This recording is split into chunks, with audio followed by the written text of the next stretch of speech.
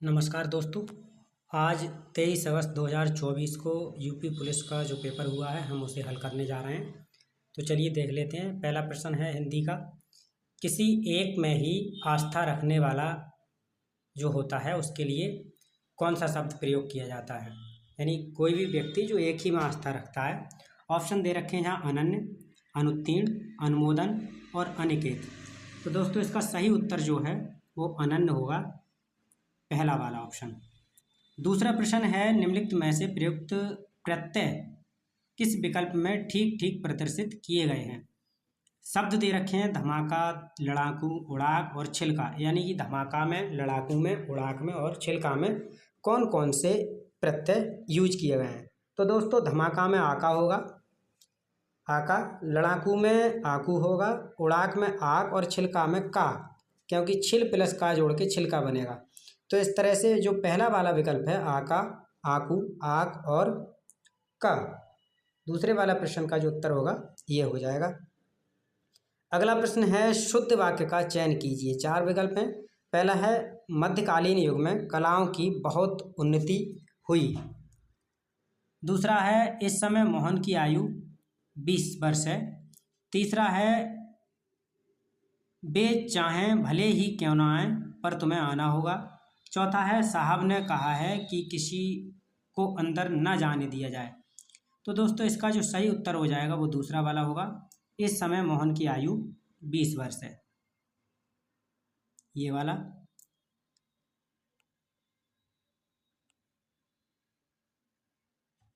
अगला प्रश्न है सदा एक वचन में प्रयुक्त होने वाले शब्दों को चुनिए। पहला है वर्षा और जनता।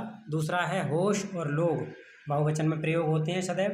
हस्ताक्षर जनता, ये भी बहुवचन में प्रयोग होती है। प्राण और बाल, ये भी बहुवचन में प्रयोग होते हैं। तो इसका सही उत्तर हो जाएगा पहला वाला, यानी वर्षा और जनता। दूसरा है क्या भूलूं क्या याद करूं, हरवंश राय बच्चन की आत्मकथा श्रृंखला का कौन सा भाग है। तो दोस्तों क्या भूलूं क्या याद करूं ये हरवंश राय बच्चन की आत्मकथा है और ये पहला भाग है, यानी यहीं से इन्होंने आत्मकथा लिखना शुरू की थी। उसका उत्तर हो जाएगा डी। अगला है हिंदी भाषा के लिए साहित्य अकादमी पुरस्कार के प्रथम विजेता कौन थे। तो दोस्तों हिंदी साहित्य का जो प्रथम पुरस्कार विजेता था साहित्य अकादमी के लिए, वो माखनलाल चतुर्वेदी थे। इसका पहला ही जो विकल्प है वो सही हो जाएगा। अगला है देश प्रेम में कौन सा समास है। तो देश प्रेम का जो सही विच्छेद होता है वो देश के लिए प्रेम होता है, और देश के लिए प्रेम, और जो के लिए है वो तत्पुरुष समास का एक सिंबल या संकेत है। तो इस तरह से इसका 7वें प्रश्न का उत्तर हो जाएगा सी वाला, तत्पुरुष। अगला है जुबान पर लगाम न होना, यानी एक तरह से हर समय बोलते रहना। तो इसका जो सही हो जाएगा अनावश्यक रूप से स्पष्टवादी होना। यानी एक तो होता है आवश्यक रूप से बोलें जहाँ आवश्यकता हो, लेकिन जहाँ आवश्यकता ही ना है, नहीं है, वहाँ पर जब बोलेंगे तो कह देते हैं जुबान पर लगाम ना होना। तो इसका सही उत्तर हो जाएगा प्रश्न 8 का सी। चलिए अगला प्रश्न देखते हैं। अगला प्रश्न जो प्रश्न संख्या 9 से 13 तक हैं वो इस गद्यांश के आधार पर हैं। तो ये गद्यांश है शिक्षा को वैज्ञानिक एवं प्राविधिक मूलाधार देकर हमने जहाँ भौतिक परिवेश को पूर्णतः परिवर्तित कर दिया है और जीवन को अप्रत्याशित गतिशीलता दे दी है, वहाँ साहित्य, कला, धर्म और दर्शन की अपनी चेतना से बहिष्कृत कर मानव विकास को एकांकी बना दिया है। पिछली शताब्दी में विकास के सूत्र प्रकृति के हाथों से निकलकर मनुष्य के हाथों में पहुँच गए, यानी कि विज्ञान के हाथों में पहुँच गए, और इस बंद गली में पहुँचने का अर्थ मानव जाति का नाश भी हो सकता है।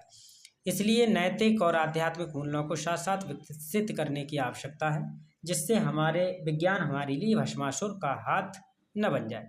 व्यक्ति की क्षुद्रता यदि राष्ट्र की क्षुद्रता बन जाती है तो विज्ञान भस्मासुर बन जाता है। इस सत्य को प्रत्येक क्षण सामने रखकर ही अणु विस्फोट को मानव प्रेम और लोकहित की मर्यादा दे सकेंगे। अपरिसीम भौतिक शक्तियों का स्वामी मानव आज अपने व्यक्तित्व के प्रति आस्थावान नहीं है और प्रत्येक क्षण अपने अस्तित्व के संबंध में शंकाग्रस्त है। तो चलिए इसके जो उत्तर हैं वो हैं, पहला वाला विकल्प है आज का मानव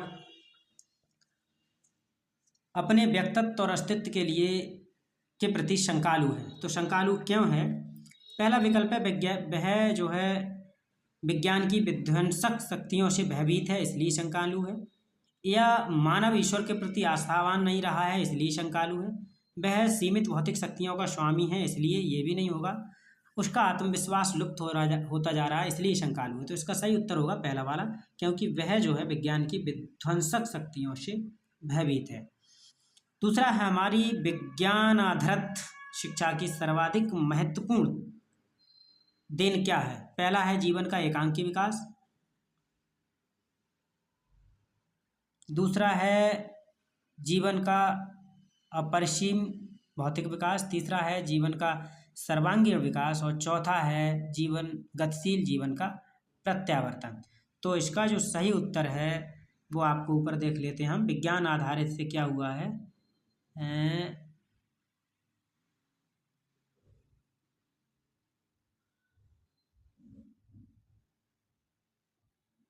एकांकी बना दिया है, जीवन को भौतिक परिवेश को पूर्णतः परिवर्तित किया है, ठीक है, अप्रत्याशित गतिशीलता भी दे दी है, ठीक है, और एकांकी भी बना दिया है।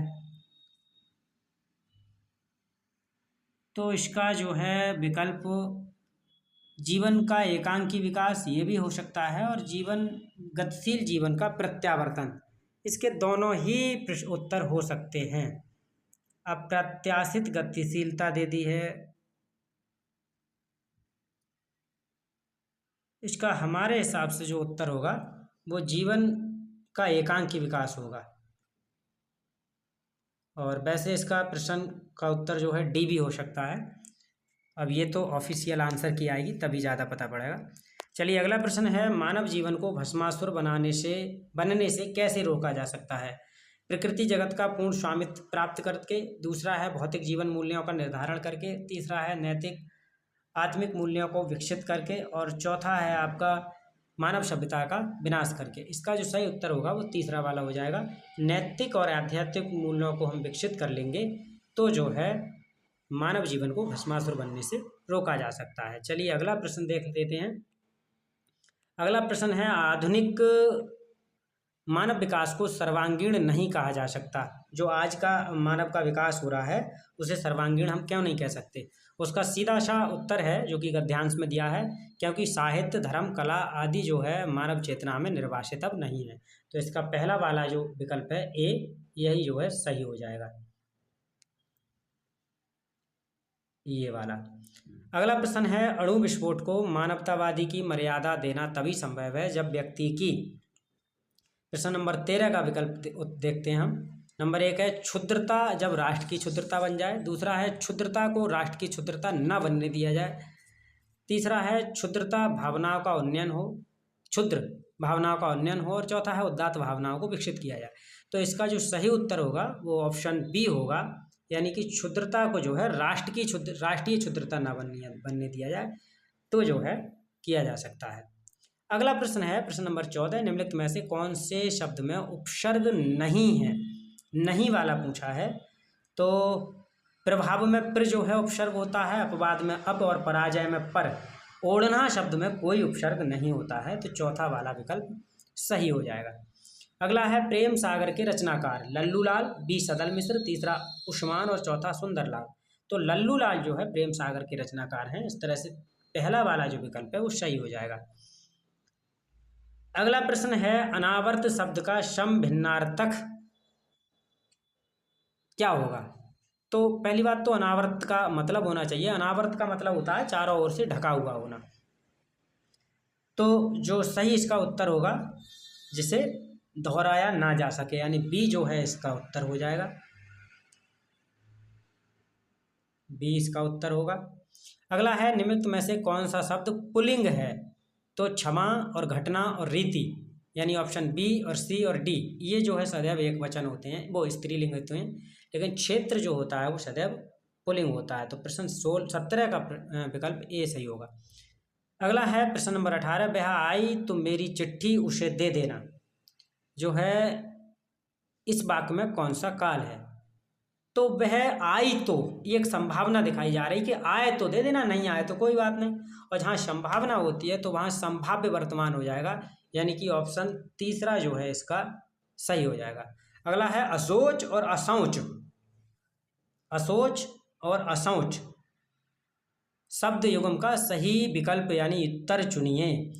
तो अशोच का मतलब होता है आपका बिना सोचे, और असौच का मतलब होता है गंदगी या मलिनता या अशुद्धि, और मलिनता या अशुद्धि या गंदगी दूसरे वाले विकल्प में है, यानी कि सही इसका उत्तर होगा ऑप्शन बी। अगला है आग लगने पर ही कुआं खोदना। आग लगने पर कुआं खोदना, तो इसका है संकट के समय बचाव के लिए सोचना, यानी जब आग लगी तभी कुआं खोद रहे हैं पानी निकालने के लिए। ऐसे ही जब कोई संकट आया उसी समय बचाव का उपाय सोच रहे हैं, उससे पहले कुछ नहीं सोचा। तो इसका सही उत्तर हो जाएगा ऑप्शन सी। चलिए अगला प्रश्न देख लेते हैं। निम्नलिखित में से वाक्यों के शुद्ध रूप का चयन कीजिए। प्रश्न नंबर 21।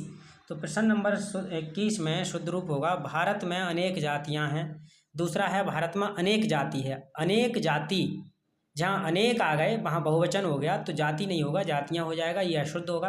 अनेकों जातियाँ हैं, अनेक अपने आप में बहुवचन होता है, अनेकों की कोई ज़रूरत नहीं है, चौथे में भी अनेकों। तो पहला वाला विकल्प जो है इसका 21 का सही होगा। अगला है विस्मय बोधक चिन्ह है। तो विस्मय बोधक चिन्ह जो होता है प्रश्न नंबर 22 का चौथा विकल्प जो है यानी कि डी, ये विस्मय बोधक है। प्रश्न 23 है किस वाक्य में अच्छा शब्द का प्रयोग विशेषण के रूप में हुआ है। 23 में अच्छा तुम घर जाओ, ये विशेषण नहीं हुआ, इसका विशेषण होता है जो विशेषता बताए। और तुमने अच्छा किया, ये भी नहीं, अच्छा किया और ये स्थान बहुत अच्छा है, ये जो है विशेषता बता रहा है स्थान की। यह स्थान अर्थात इस स्थान की विशेषता क्या है, अच्छा होना। तो इस प्रश्न का उत्तर हो जाएगा तीसरा वाला विकल्प यानी कि सी। प्रश्न संख्या 24 है जब दो व्यंजन एक साथ मिलते हैं तो उन्हें क्या कहते हैं। जब दो व्यंजन मिलते हैं, मिलने को हम संयुक्त कहेंगे, व्यंजन है तो व्यंजन होगा यानी संयुक्त व्यंजन, यानी कि प्रश्न संख्या 24 का उत्तर हो जाएगा आपका सी। और प्रश्न 25 है अगम और आगम। तो 25 का उत्तर जो होगा अगम और आगम, अगम का दुर्लभ होता है मतलब, और आगम का होता है उत्पत्ति। तो इसका उत्तर हो जाएगा दूसरा वाला यानी कि 25 का ये वाला। चलिए अगला प्रश्न देख लेते हैं। प्रश्न संख्या 26। प्रश्न संख्या 26 है मैंने आम खा लिया है, वाक्य में प्रयुक्त काल कौन सा होगा। तो मैंने आम खा लिया है वाक्य में प्रयुक्त जो है आसन्न भूतकाल होगा, यानी पहला नहीं, प्रश्न संख्या 26 का दूसरा विकल्प यानी कि बी सही हो जाएगा। समास का शाब्दिक अर्थ क्या होता है। तो समास का मतलब होता है वैसे तो इकट्ठा करना होता है या छोटा रूप, और छोटा का जो है पर्यायवाची संक्षिप्त होता है, तो दूसरा वाला विकल्प इसका सही हो जाएगा। अगला प्रश्न है एक और अजगर लख एक और मृगराय विकल बटोही बीच में पर्यो मूर्छा खाए। इसका मतलब है कोई राहगीर है, उसके एक तरफ अजगर सांप है और दूसरी तरफ मृगराय यानी कि शेर है, तो बीच में जो है बटोही यानी राहगीर मूर्छित होकर के गिर जाता है। तो ऐसे समय में ये यहाँ पर रस पूछा है, तो जब दोनों तरफ उसके परेशानी या संकट है तो यहाँ पर वो भय से गिर पड़ा है यानी भयानक रस हो जाएगा। तो इसका सही उत्तर हो जाएगा ऑप्शन बी भयानक रस। अगला है निम्नलिखित में से कौन सा शब्द अलंकार का नहीं है शब्द अलंकार। तो यमक श्लेष और अनुप्रास ये सभी जो है शब्द अलंकार होते हैं, जबकि रूपक जो है अर्थ अलंकार होता है। तो इसका सही उत्तर ऑप्शन डी हो जाएगा। अगला प्रश्न है राजा शब्द के लिए पर्यायवाची शब्द चुनिए। तो गोविंद और रघुवीर और लंकेश ये जो है इसके नहीं है, बल्कि नरेंद्र जो है राजा का पर्यायवाची होता है। अगला है निम्नलिखित में से मूक शब्द का अनेकार्थक कौन सा नहीं है पूछा है 31 का। तो मूक होता है एकदम बिल्कुल शांत या गूंगा व्यक्ति, चुपचाप भी कह सकते हैं, विवश भी होता है। लेकिन पहला वाला जो विकल्प है देखने से लग रहा है कि शांत भी गूंगा में ही आता है, लेकिन शांत में और गूंगा में अंतर होता है। शांत जो है गूंगा का पर्यायवाची नहीं होता है। तो ऐसे में जो पहला वाला विकल्प है शांत, ये जो है इसका अनेकार्थक नहीं होगा। चलिए अगला प्रश्न देख लेते हैं। निजवाचक सर्वनाम का प्रयोग किस वाक्य में हुआ है। तो अपनों से क्या छुपाना ये नहीं, बल्कि ये मेरी पुस्तक है, ये भी नहीं होगा। निजवाचक ऑप्शन डी जो है आप भले तो जग भला, ये इसका सही उत्तर होगा। अगला प्रश्न है निम्नलिखित में से कौन सा अमृत का पर्यायवाची नहीं है। प्रश्न 33 में अमृत का पर्यायवाची नहीं पूछा है, तो सौम, क्षुधा और अमीय ये सभी अमृत के पर्यायवाची होते हैं, जबकि क्षीर जो है अमृत का पर्यायवाची नहीं होता है। तो ऐसे में प्रश्न का जो सी ऑप्शन है क्षीर वो सही हो जाएगा। प्रश्न 34 है, कौन सा वर्ण दंते नहीं है? तो द, त और ध ये सभी दंते हैं, जबकि ट जो है दंते नहीं है। तो ऑप्शन डी इसका सही उत्तर हो जाएगा। अगला है, निम्नलिखित में से कौन वयोवृद्ध शब्द का सही संधि विच्छेद है? तो वयोवृद्ध जो है एक विसर्ग संधि है और वय प्लस वृद्ध होता है, यानी कि ऑप्शन सी जो है इसका सही होगा। चलिए अगला प्रश्न देख लेते हैं। अगला प्रश्न है, निम्नलिखित में से 2019 का साहित्य अकादमी पुरस्कार किस रचनाकार को दिया गया? प्रश्न संख्या 36। तो इसका जो नंद किशोर आचार्य हैं 2019 का साहित्य का पुरस्कार इन्हें मिला है, ऑप्शन ए हो जाएगा। अगला प्रश्न है, जिसे सरलता से पढ़ा जा सके उसे क्या कहते हैं? तो उसके लिए सुपाठ्य बोलते हैं, ऑप्शन बी जो है इसका सही उत्तर हो जाएगा। तो इसका सही उत्तर हो जाए दोस्तों ऑप्शन ऑप्शन डी यानी मुंबई में। दूसरा है, भारत में व्यवसायों के लिए सेवाओं हेतु जीएसटी पंजीकरण के लिए थ्रेशहोल्ड लिमिट यानी सीमा क्या है? तो दोस्तों इसका जो सही उत्तर है ऑप्शन ए है, यानी 20 लाख इसकी सीमा है। चलिए अगला प्रश्न देख लेते हैं हम। अगला प्रश्न है कि जून 2024 तक संघ गृह मंत्रालय का प्रमुख कौन था? यानी होम मिनिस्ट्री का जो कार्यभार था वो कौन देख रहा था? तो इसके अमित शाह जी देख रहे थे, यानी ऑप्शन सी सही है। प्रश्न संख्या 41 है, इंडियन नेशनल कांग्रेस की स्थापना कब हुई थी? तो इसकी स्थापना 1885 में हुई थी, यानी ऑप्शन सी सही है। अगला प्रश्न है, भारतीय कृषि अनुसंधान संस्थान ने भारत में संरक्षित बासमती किस्मों की खेती के लिए किस देश के खिलाफ कानूनी कार्रवाई की है? तो दोस्तों ये पाकिस्तान के खिलाफ की है, यानी कि ऑप्शन इसका सी सही है।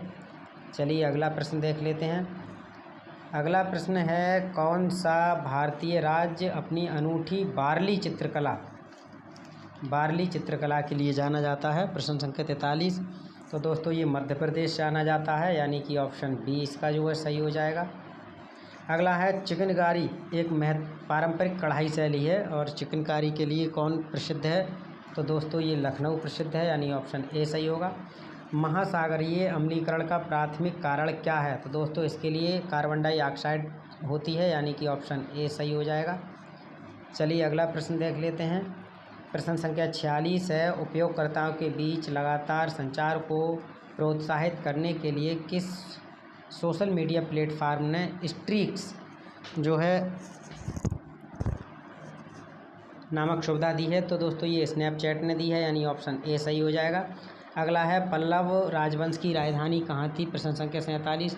तो दोस्तों ये कांचीपुरम में थी, यानी कि ऑप्शन बी सही हो जाएगा। अगला प्रश्न जो है प्रश्न संख्या 48 है कि वित्तीय स्थिरता बोर्ड FSB का क्या कार्य है? तो इसका जो कार्य है दोस्तों वो वित्तीय स्थिरता प्रदान करना है, और वित्तीय स्थिरता प्रदान करने का मतलब हो जाता है कि इसका जो है ऑप्शन सी हो जाएगा सही। अगला प्रश्न है प्रश्न संख्या 50, GST के ब्रांड एम्बेसडर के रूप में कौन चुना गया है? तो दोस्तों ये अमिताभ बच्चन प्रश्न संख्या 49 है ये कि GST के ब्रांड एम्बेसडर के रूप में कौन चुना गया है? तो दोस्तों इसके लिए अमिताभ बच्चन चुने गए हैं, यानी कि ऑप्शन सी सही हो जाएगा। अगला प्रश्न है प्रश्न संख्या 50। तो दोस्तों प्रश्न संख्या 50 है, निम्नलिखित में से कौन सी रेखा फ्रांस और जर्मनी के बीच है? दोस्तों ये जो है प्रश्न इसके जो रेखा है वो ऑप्शन के हिसाब से सिगफ्रीड लाइन हो जाएगा, यानी ऑप्शन बी। लेकिन एक चीज़ और बता दूं, इस सिगफ्रीड लाइन को किताबों में यदि आप पढ़ेंगे तो मैगीनेट लाइन या मैगीनॉट लाइन इस नाम से पढ़ेंगे ज़्यादातर किताबों में या कहीं कंपटीशन की बुक्स में। चलिए अगला प्रश्न देख लेते हैं। विदेशी व्यापार महानिदेशालय DGFT किस मंत्रालय के अधीन आता है? तो दोस्तों ये जो है वाणिज्य एवं उद्योग मंत्रालय के अधीन आता है, यानी ऑप्शन सी इसका सही है, ऑप्शन सी। चलिए अगला प्रश्न देख लेते हैं। अगला प्रश्न है, परमाणु ऊर्जा के उत्पादन के लिए कौन सा तत्व आवश्यक है?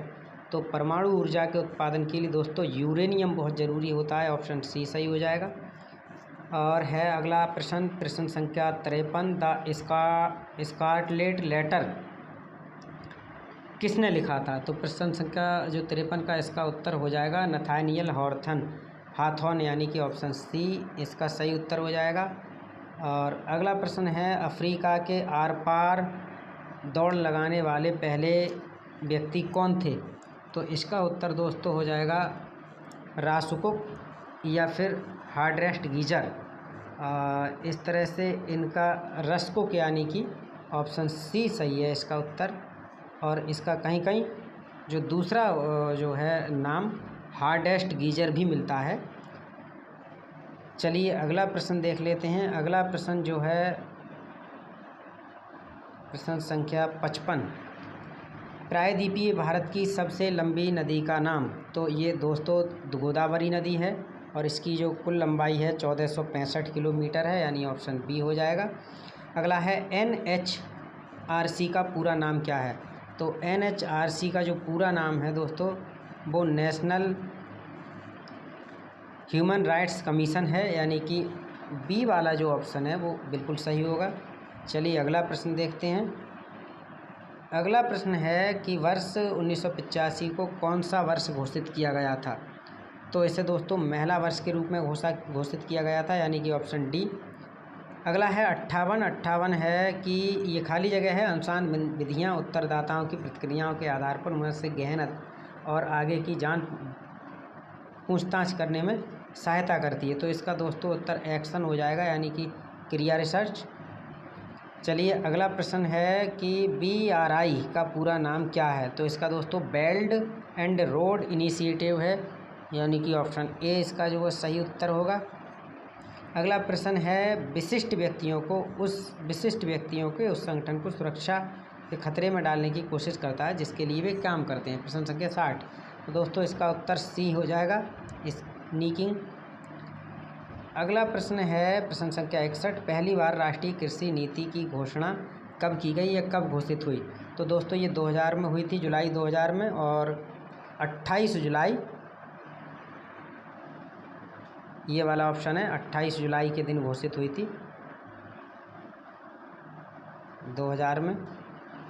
चलिए अगला प्रश्न देखते हैं। प्रश्न संख्या 62 क्या कहता है?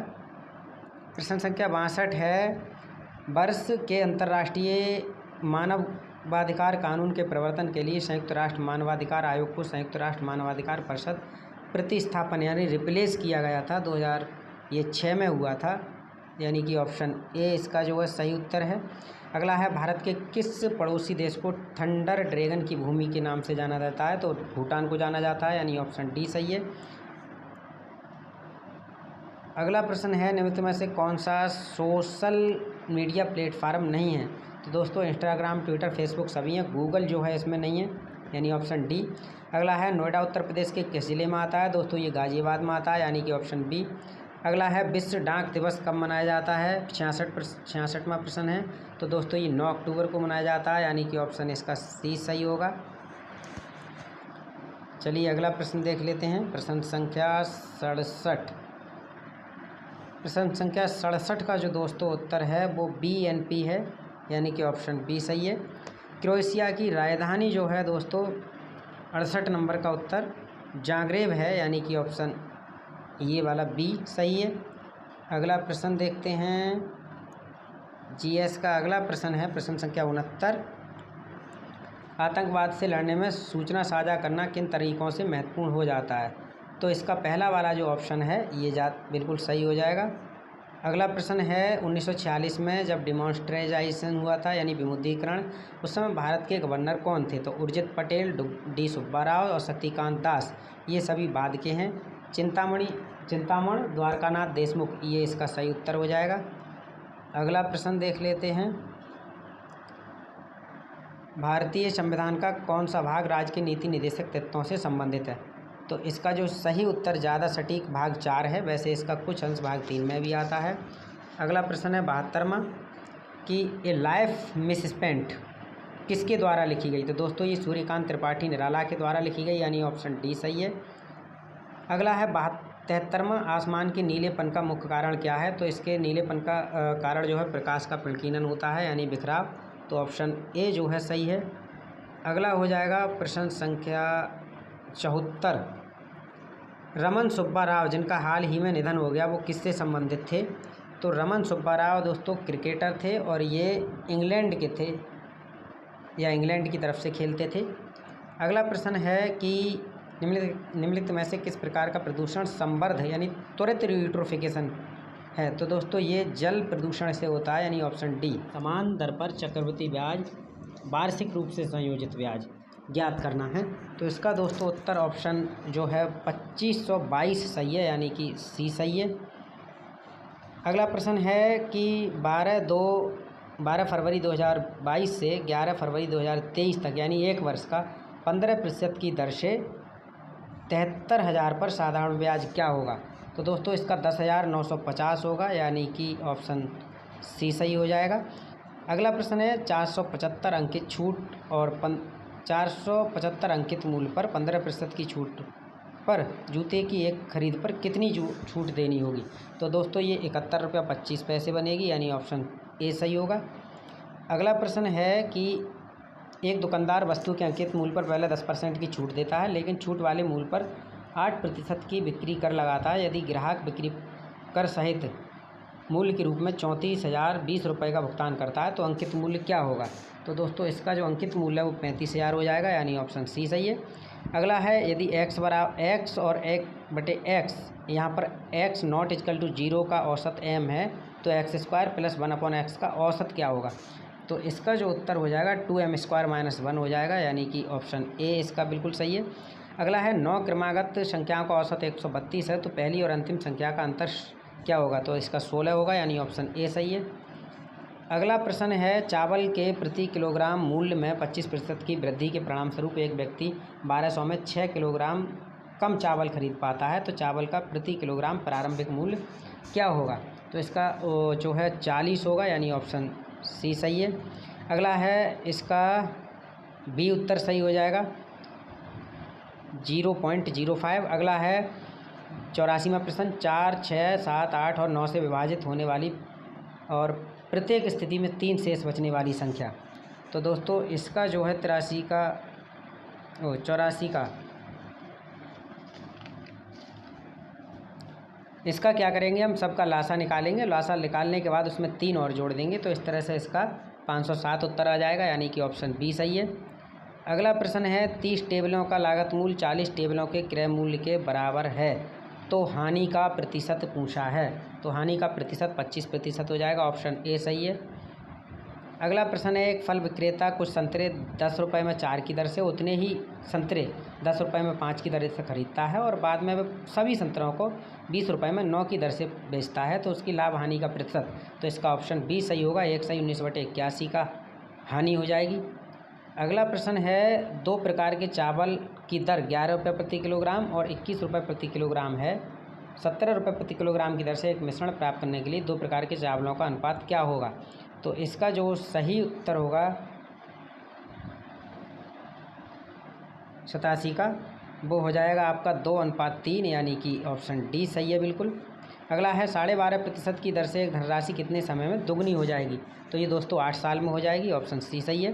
अगला है एक भारतीय रेलवे एक निश्चित काम को 150 दिन में पूरा करने के लिए 200 श्रमिक नियुक्त करता है। 50 दिन में वे केवल 1/4 काम करते हैं तो पूरा काम करने के लिए कितने जो है अतिरिक्त श्रमिक लगाने पड़ेंगे? तो उसे दोस्तों 100 श्रमिक अतिरिक्त लगाने होंगे यानी कि ऑप्शन बी सही है। अतिरिक्त का मतलब 100 लगाने का मतलब है 200 पहले से ही कार्यरत है कुल 300 हो जाएंगे। 90वां प्रश्न है 12 पुरुष 18 महिलाएं यदि एक काम को 10 दिन में करती हैं तो 9 पुरुष 18 महिलाएं उसी काम को 12 दिन में करती हैं तो 2 पुरुष और 3 महिलाएं कितने दिन में? तो इसका ऑप्शन 60 दिन होगा यानी ऑप्शन डी सही है सबसे।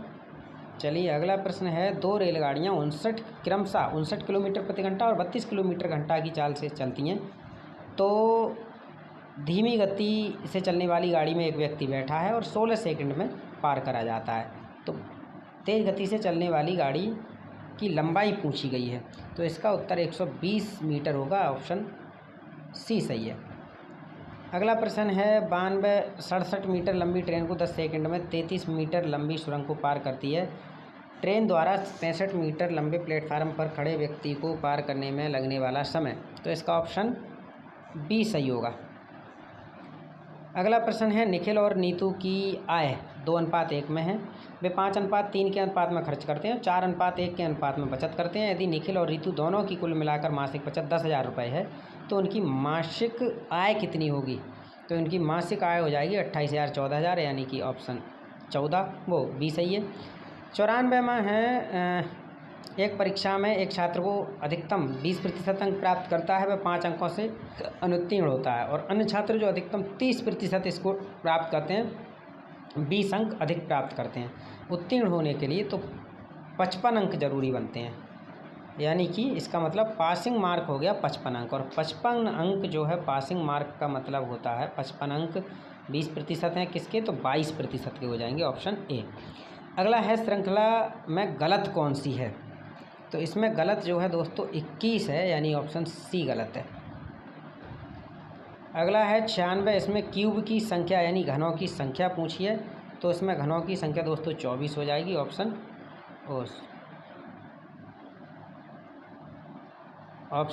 बी सही है।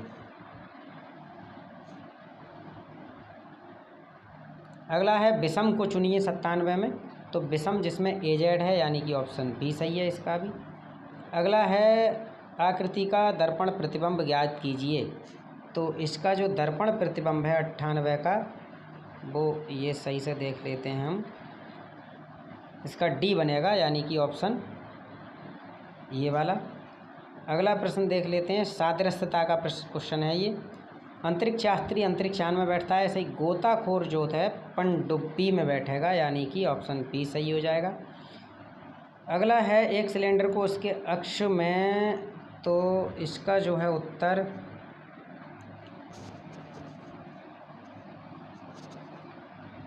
पैंतालीस के ओर पर झुका हुआ पाते हैं, तो वो जो है दोस्तों अति परिवलयी हो जाएगा, ऑप्शन डी सही है।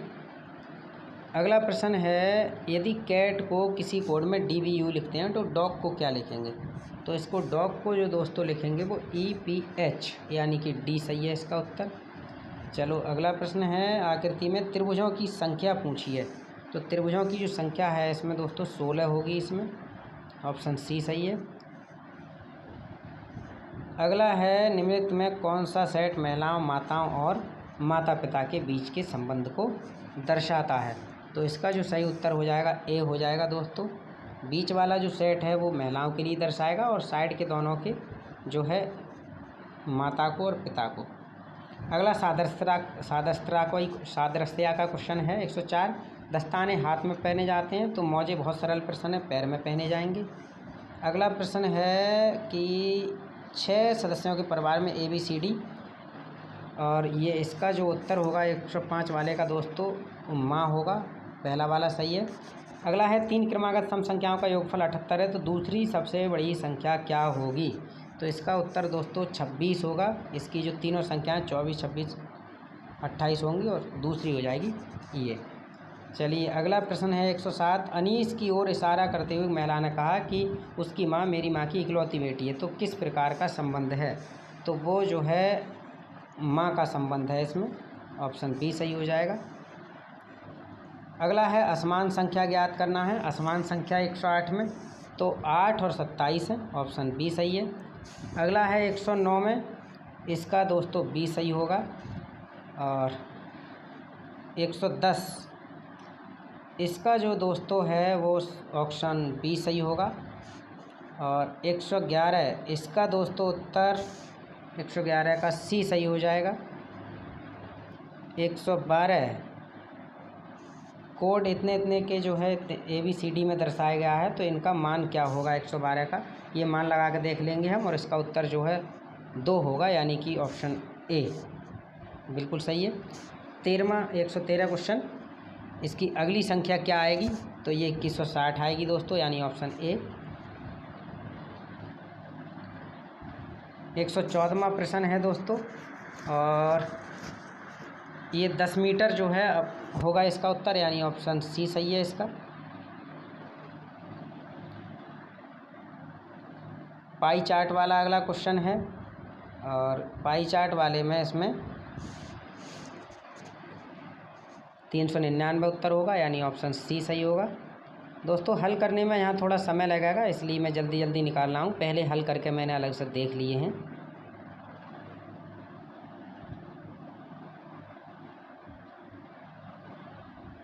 एक 116 प्रश्न है। 116 का जो है दोस्तों बी आ जाएगा।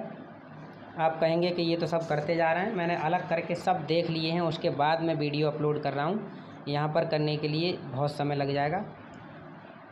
अगला प्रश्न है 117 का उत्तर हो जाएगा दोस्तों डी। और 118 का जो प्रश्न होगा दोस्तों वो हो जाएगा आपका गोला। गोला जो है सभी से अलग है। 119 का जो उत्तर हो जाएगा वो दोस्तों गुआ का संबंध होगा, यानी ऑप्शन बी है। और 120वां जो प्रश्न है दोस्तों इसमें हो जाएगा आपका यू, ऑप्शन सी। दाईं ओर मुड़ते हैं तो आप किस दिशा की ओर मुंह करके खड़े होंगे। दोस्तों इन प्रश्नों के हल चूँकि मैंने एक अलग कॉपी में कर लिए हैं, इसलिए मैं आपका ज़्यादा समय हल करने में ना लेकर के सीधे उत्तर पर ही क्लिक करूँगा। तो इसका जो उत्तर हो जाएगा वो उत्तर पूर्व होगा, यानी ऑप्शन डी सही है इसका। अगला प्रश्न है, यदि आप शुरुआत में पश्चिम की ओर मुँह करके खड़े हैं और 270 डिग्री दक्षिणावर्त घूमते हैं तो आप जो है किस दिशा की ओर मुँह करके खड़े होंगे। तो दक्षिणावर्त 200 इसका जो सही उत्तर हो जाएगा दोस्तों वो इसका भी डी होगा, यानी कि ऑप्शन डी सही है। चलिए अगला प्रश्न है, 140 विद्यार्थियों के सर्वेक्षण में पाया गया कि 60 विद्यार्थी वीडियो गेम खेलना पसंद करते हैं, 70 वीडियो इंडोर गेम खेलना पसंद करते हैं, 75 वीडियो आउटडोर गेम खेलना पसंद करते हैं, इसके अतिरिक्त 30 इंडोर और आउटडोर दोनों खेलना पसंद करते हैं, 18 को वीडियो गेम और आउटडोर दोनों पसंद है, 42 को वीडियो गेम और इंडोर दोनों पसंद हैं, तथा 8 को सभी प्रकार के खेल पसंद है। वेन आरेख का उपयोग करके उन छात्रों को ज्ञात कीजिए जो केवल आउटडोर खेलना पसंद खेलते हैं। 123वां प्रश्न है, तो इसका जो है दोस्तों उत्तर ऑप्शन बी सही हो जाएगा। चलिए अगला प्रश्न है, पर्दे कपड़े से उसी तरह संबंधित है जिस प्रकार ब्लाइंड्स। तो दोस्तों ब्लाइंड्स जो है अंधापन के लिए है, तो इसका कवर होना चाहिए। डोरियाँ गलत है, यानी कि ऑप्शन सी सही होगा। अगला है, साबुन का संबंध साफ सफाई से है, तो उसी तरह इत्र का संबंध दोस्तों गंध से होगा, यानी कि ऑप्शन डी सही होगा, ना कि ताजगी। अगला है 126 वाला कि दिए गए संयोजनों में पैटर्न को देखते हुए आप द्वारा निरूपित संयोजन को कैसे व्यक्त करेंगे। तो इसका जो दोस्तों GW12H उत्तर होगा, यानी कि ऑप्शन बी इसका ऑप्शन बी जो है सही हो जाएगा। अगला प्रश्न है 127वां, दी गई संख्याओं में पैटर्न को देखते हुए आप द्वारा निरूपित संख्या को व्यक्त करेंगे। अच्छा, इसका जो है दोस्तों 49 उत्तर होगा, यानी ऑप्शन ए सही है। अगला प्रश्न ये वेन आरेख है जिसमें आपका जो व्रत है वो नौकर पेशा के लिए दर्शाता है और वर्ग जो है पिछड़े के लिए और शिक्षित लोगों के लिए दर्शाता है त्रिभुज। और पूछे हैं इसमें पिछड़े माने जाने वाले कितने शिक्षित व्यक्ति नहीं हैं।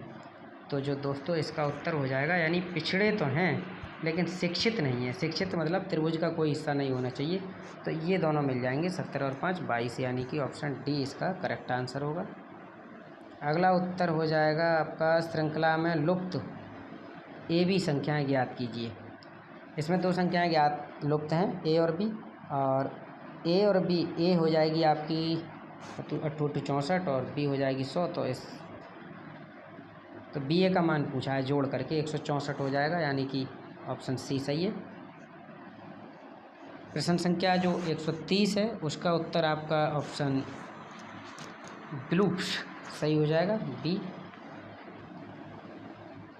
चलिए 131वां प्रश्न है, P greater than Q equal P square plus Q और P less than Q equal PQ minus Q square. तो इसका आंसर पूछा है दोस्तों, इसका उत्तर जो है 720 हो जाएगा, यानी ऑप्शन ए सही है बिल्कुल। अगला प्रश्न ये काफ़ी बड़ा है देखने में बस, लेकिन इसमें है कुछ नहीं। इसमें कह रहे हैं कितने ऐसे अक्षर हैं जिनमें प्रत्येक के ठीक पहले और ठीक बाद एक चिन्ह है। मतलब एक ऐसा अंग्रेजी का अक्षर जिसके ठीक पहले भी और बाद में भी चिन्ह होना चाहिए कोई। तो इसमें केवल एक ई जो दिखाई दे रहा है आपका, ये वाला यही एक है। तो इनकी संख्या कितनी है? कुल एक, और कोई शब्द नहीं है, 2 3 नहीं है, केवल एक है। तो ऑप्शन सी सही है। चलिए अगला है, एक कक्षा में जाम्बू ऊपर से 16वां है और नीचे से 36वां है। तो इन दोनों को जोड़ करके हम एक घटा देंगे, 10 और 36 46 माइनस 1 यानी 45। ऑप्शन बी सही हो जाएगा। अगला है, श्रृंखला में अगली संख्या क्या होगी? लुप्त संख्या पूछी है 134वें में। तो इसका जो सही उत्तर हो जाएगा वो डी हो जाएगा, यानी कि 5040। अगला है, यदि इंसेक्ट को JUTFDU और ऑन हाउस फ्लाई को ये लिखा जाता है तो बटरफ्लाई को क्या लिखा जाएगा? तो दोस्तों बटरफ्लाई को जो है ए वाला जो ऑप्शन है वो बिल्कुल करेक्ट है, हमने चेक कर लिया है। अगला प्रश्न है, KL की पत्नी है और ML की बहन है। तो NK की बेटी है, जबकि OM की माँ है। तो और K के बीच के में जो संबंध है वो क्या होगा? वो सास का संबंध हो जाएगा। ऑप्शन बी सही है।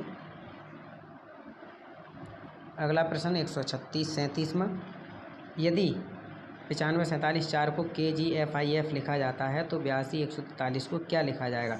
137वां प्रश्न है, तो इसका डी सही होगा ऑप्शन।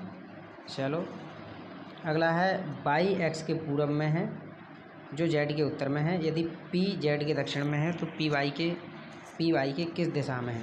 138वां प्रश्न है, दक्षिण पश्चिम में, यानी कि इसका डी सही होगा। अगला है, श्रृंखला में अगली संख्या ज्ञात करनी है हमको। तो अगली जो संख्या हो जाएगी वो 171 होगी, यानी कि ऑप्शन इसका सी सही है। ऑप्शन सी सही है। अगला प्रश्न है, दिए गए चार्ट ये दे रखा है, ये बाजार ऋण है, ये विदेशी सहायता है, ये SBBS, ये टॉल है, ये वार्षिकी है। और इनने जो पूछा है वो प्रश्न यहाँ पर है। इसमें आउटसोर्सिंग एजेंसी द्वारा टोल के माध्यम से जो 4010 करोड़ के साथ परियोजना का समर्थन के लिए 20% कमीशन का प्रावधान करते हुए आउटसोर्सिंग एजेंसी को कुल कितनी राशि एकत्र करने की अनुमति की बात करी गई है? और तो जो इसका उत्तर हो जाएगा वो 5892 करोड़, यानी कि ऑप्शन बी जो है इसका करेक्ट आंसर है। अगला प्रश्न है, A, B और C का औसत वजन 60 किलोग्राम है। तो A और B का औसत वजन 30 है, B और C का औसत वजन 70 है। तो B का वजन क्या होगा? 141 का उत्तर, इसका 20 किलोग्राम उत्तर हो जाएगा दोस्तों। तो सब ऑप्शन डी इसका सही है। अगला प्रश्न है, दी गई श्रृंखला में विषम या बेमेल पूछा है 142 का। तो 472 जो होगा इसमें वो विषम है।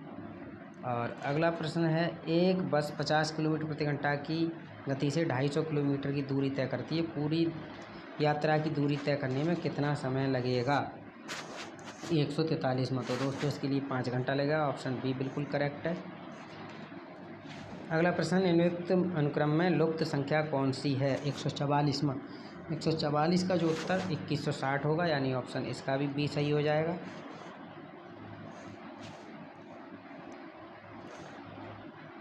एक 145वां प्रश्न है, 40 छात्रों की एक कक्षा में 15 क्रिकेट खेलते हैं, 15 टेनिस खेलते हैं, 5 दोनों खेलते हैं। तो 15 15 30 प्लस 5 छात्र ऐसे हैं दोनों में, यानी 2 बार जुड़ गए हैं। इसे घटा देंगे, रह जाएंगे आपके 25। तो दोनों में से कोई भी खेल नहीं खेलने वाले, इसका 15 आना चाहिए। ऑप्शन बी इसका सही हो जाएगा। अगला प्रश्न है, एक व्यक्ति ने घोड़े को 25% लाभ पर बेचा। यदि वह 35% कम में खरीदता और उसे 732 कम में बेचता तो उसे 36% का लाभ होता। घोड़े का मूल्य पूछा है 146 में। तो दोस्तों इसका जो है 2000 हो जाएगा मूल्य। ऑप्शन सी सही है। अगला है, यदि एग्जामिनेशन को कूट भाषा में ये लिखा जाता है तो रिटन को जो है उसी भाषा में क्या लिखा जाएगा दोस्तों? तो रिटन को जो लिखा जाएगा वो जो सी वाला ऑप्शन है, DIRGGBM, ये लिखा जाएगा। अगला है, निम्नलिखित श्रृंखला में गलत पद का चयन करना है 148 में। तो जो 1782 है ये गलत है, यानी कि ऑप्शन सी सही होगा। अगला है, एक लड़के ने एक लड़के का परिचय देते हुए कहा कि ये मेरे चाचा के पिता की बेटी का बेटा है। तो इसका संबंध क्या होगा आपस में? तो इसका जो है भाई होगा और वो फुफेरा भाई होगा, यानी ऑप्शन सी सही है। अगला है, यदि पश्चिम की को दक्षिण पश्चिम में बदल दिया जाए तो उत्तर को किस दिशा में बदला जाएगा? तो ये उत्तर पूरब होगा, यानी कि ऑप्शन सी सही है।